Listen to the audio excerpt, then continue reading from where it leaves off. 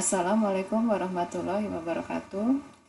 Di mata kuliah analisis runtun waktu, kali ini kita masuk ke pembahasan yang baru ya. Kita masuk ke materi mengenai model runtun waktu yang bersifat non-stasioner. Sebagai ilustrasi, model yang tidak bersifat stasioner itu bisa kita lihat ketidakstasionerannya itu dari beberapa macam ya. Yang pertama, suatu proses itu tidak stasioner, salah satunya karena min-nya tidak konstan. Contohnya seperti yang diberikan pada gambar paling atas. Di sini bisa kita lihat untuk waktu yang semakin besar, kita lihat bahwa kecenderungan datanya itu semakin meningkat ya, semakin naik ya.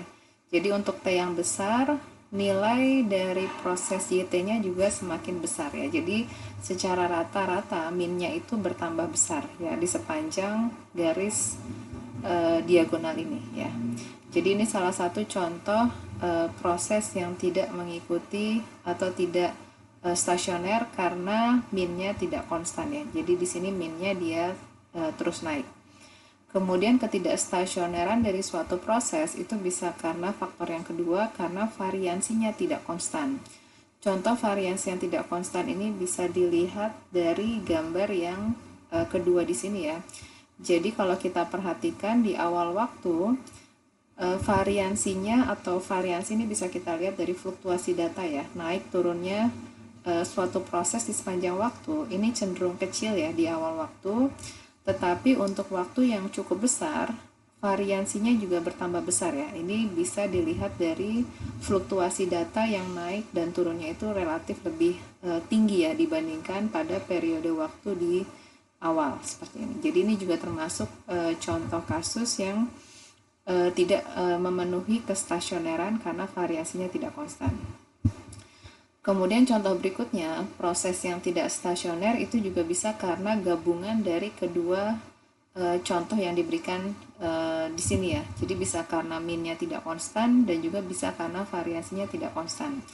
Jadi ilustrasinya kalau ketidakstasionerannya karena kedua faktor ini ya, karena kedua faktor min-nya tidak konstan dan variasi tidak konstan, ini bisa kita lihat pada gambar yang paling bawah, di mana kita lihat ini jelas min-nya tidak konstan karena dia kecenderungannya dia naik ya sepanjang waktu, kemudian pada titik tertentu dia min-nya turun ya. Kemudian kalau kita amati dari segi variansinya atau dari fluktuasi data juga dia relatif tidak konstan ya, karena di awal waktu variasinya relatif kecil, tetapi untuk waktu yang lebih besar ini fluktuasinya lebih tinggi ya. Jadi contoh yang ketiga ini ketidakstasionerannya itu dikarenakan min-nya tidak konstan dan variasinya tidak konstan. Nah, bagaimana cara mengatasi ketidakstasioneran ini ya? Jadi idenya adalah kita mau membuat sedemikian rupa supaya yang modelnya tidak stasioner baik dalam min ataupun dalam varians atau dalam kedua-duanya, kita coba atasi ketidakstasioneran tersebut sehingga nanti prosesnya menjadi stasioner ya.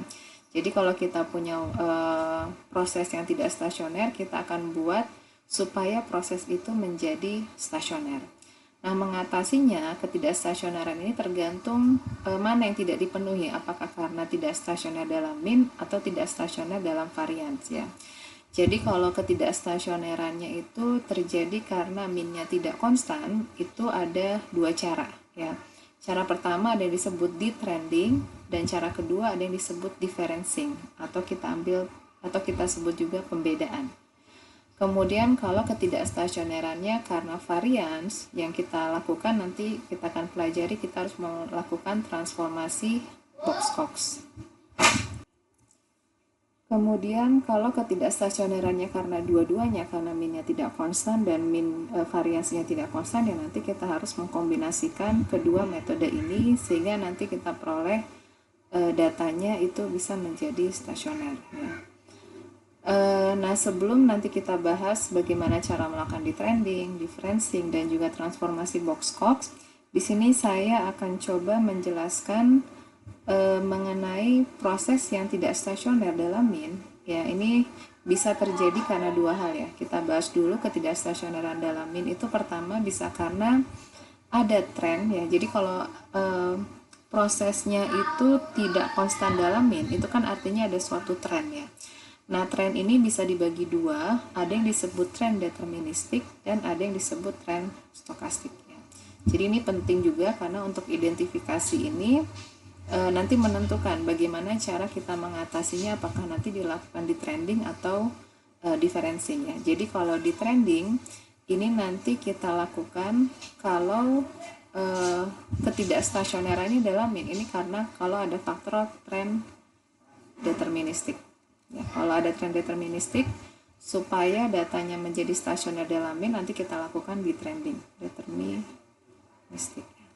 Sedangkan kalau ketidakstasioneran dalam min, kalau ternyata trennya adalah tren stokastik, nanti yang harus kita lakukan adalah melakukan differencing untuk mengatasi ketidakstasioneran dalam min. Jadi differencing ini kita lakukan kalau ada tren stokastik. Nah, sekarang kita bahas dulu apa bedanya tren deterministik dan tren stokastik. Kasus paling sederhana dari tren deterministik ya, atau di sini saya singkat TD karena nanti TD ini saya gunakan untuk notasi untuk memudahkan ya, notasi menunjukkan tren deterministik di slide berikutnya. Kemudian tren stokastik di sini saya singkat sebagai TS. Contoh paling sederhana dari tren deterministik ini diberikan oleh persamaan YT sama dengan beta T ditambah ET ya. Jadi kalau dilihat dari persamaan ini kan sama seperti persamaan regresi ya, regresi linear, di mana yang menjadi variabel independennya itu adalah waktu. Ya. Kemudian tren stokastik, contoh sederhana proses yang mengandung tren stokastik ini bisa dituliskan sebagai beta ditambah YT-1 ditambah ET. Ya. Jadi sekilas mirip ya, cuman di sini untuk tren stokastik di sini kita tuliskan sebagai penjumlahan ya. Jadi konstantanya kita jumlahkan, sedangkan kalau deterministik konstanta atau koefisien regresinya kita kalikan dengan variabel independen. Kemudian di sini kita asumsikan ET-nya seperti biasa, ini adalah white noise ya, dengan min-nya 0 dan variasinya konstan sigma kuadrat. Nah, sekarang kalau kita coba turunkan fungsi min-nya ya, kalau fungsi min-nya sebenarnya sederhana ya. Jadi kalau kita ambil ekspektasi dari ruas kiri ya, berarti kan kita mau mencari fungsi min-nya. Kita ambil ekspektasi dari YT, berarti yang ruas sebelah kanan juga kita ambil nilai ekspektasi ya. Ekspektasi dari beta T ditambah ET, karena ekspektasi dari ET-nya 0, berarti fungsi min-nya ekspektasi dari beta T ya, sedangkan beta T itu kan adalah konstan. Karena dia konstan, dia bisa keluar dari ekspektasi, berarti menjadi beta T. Begitu juga untuk tren stokastik, kita turunkan fungsi min-nya, kita ambil nilai ekspektasinya ya untuk ruas kiri dan kanan. Ya. Dan untuk yang tren stokastik ini kita turunkan untuk menghitung ekspektasinya, ini ada sedikit langkah dulu ya yang harus kita jalankan, dalam artian persamaan ini harus kita ubah dulu di mana si YT-1, karena kan ketika kita mau mengambil ekspektasi sebelah kanan sebisa mungkin tidak ada variabel YT lagi ya, karena kan jelas kita mau menghitung ekspektasi dari YT. Nah, caranya adalah YT-1 ini kita substitusi ya. Kita tahu bahwa YT itu kan beta ditambah YT-1 ditambah ET. Kalau nilai YT-1 berarti ini kan bisa kita tuliskan sebagai beta ditambah YT-2 ditambah ET-1 ya. Jadi persamaan ini kita substitusi ke dalam persamaan yang ada di sini ya. Dan seterusnya nanti juga YT-2 kita substitusi mundur, berarti ini kan bisa kita tuliskan sebagai beta ditambah YT-3 ditambah ET-2 ya. dan seterusnya kita mundur sampai Y0. Nanti ini persamaan yang di dalam ekspektasi bisa kita tuliskan sebagai beta ditambah beta, di mana betanya ini ada sebanyak T ya, ditambah dengan sisanya nanti hanya adalah nilai residual ya, atau white noise. Jadi nanti kita punya sum dari ET ya. Jadi kalau persamaan ini kita ambil nilai ekspektasinya ya. Ekspektasi dari ET untuk yang white noise ini kan minnya 0 ya. Berarti ini bisa hilang. Berarti sisanya adalah ekspektasi dari beta T. Ya, karena beta T juga dia adalah konstan, berarti bisa keluar dari ekspektasi, berarti fungsi minnya juga sama dengan beta T ya. Jadi dari sini baik tren deterministik sama tren stokastik bisa kita lihat memiliki fungsi min yang sama, tetapi fungsi minnya tidak konstan ya, karena dia bergantung pada T. Jadi kalau kita amati, kalau T-nya semakin besar, maka fungsi minnya juga semakin besar ya. Jadi kalau kita gambarkan, baik tren deterministik ataupun tren stokastik, dia memiliki min yang tidak konstan atau semakin besar ya, kalau betanya positif. Tapi kalau betanya negatif, dia juga akan semakin besar, tapi arahnya dia ke bawah ya, atau trennya turun. Nah, sekarang kita coba lihat bagaimana fungsi variansnya, baik untuk tren deterministik sama tren stokastik. Nah, untuk yang tren deterministik, ini sebenarnya mudah kita turunkan ya. Jadi kita ambil variansi dari persamaan ini, variansi dari beta T ditambah ET ya. Ini variansi untuk tren deterministik. Nah, variansi dari beta T, karena beta T itu konstan ya, variansi dari konstan kan nilainya 0. Berarti sisanya adalah variansi dari ET. Variansi dari ET apa? Kita lihat ET-nya kita asumsikan variansinya sigma kuadrat ya. Berarti variansi dari tren deterministik itu adalah sigma kuadrat. Kemudian kalau untuk variansi dari tren stokastik, dengan cara yang sama kita ambil variansi dari YT, berarti kita punya variansi beta T ya, ditambah sigma ET ya. Nah, sigma ET kita tahu kan untuk ET itu dia variansinya adalah sigma kuadrat.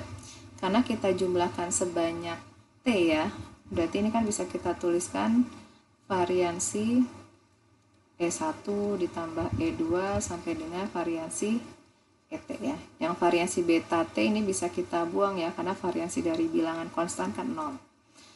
Nah, kita tahu variansi dari white noise itu kan sigma kuadrat ya. Berarti dari sigma kuadrat ditambah sigma kuadrat sampai dengan ini sigma kuadrat ya.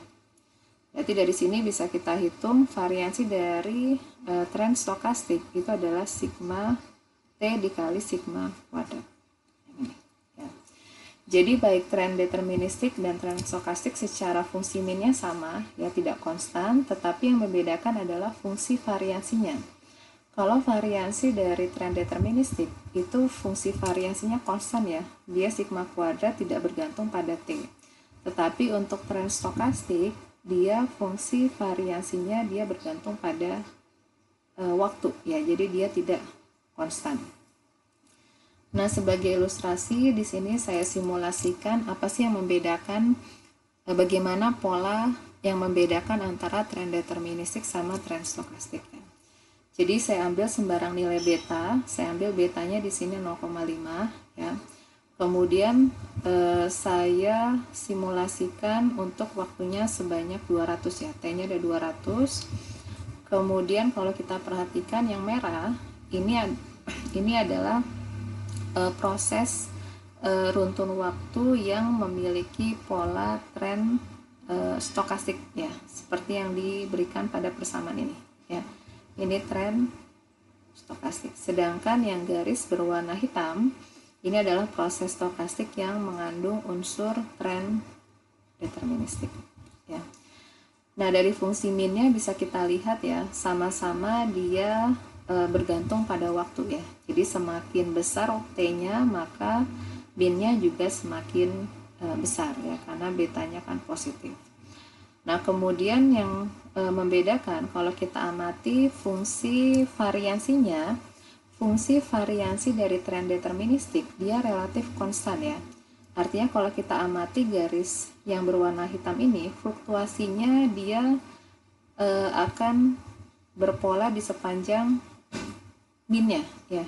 Jadi dia berfluktuasi selalu pada batasan ya, naik turunnya itu selalu relatif sama ya di sepanjang garis min ini.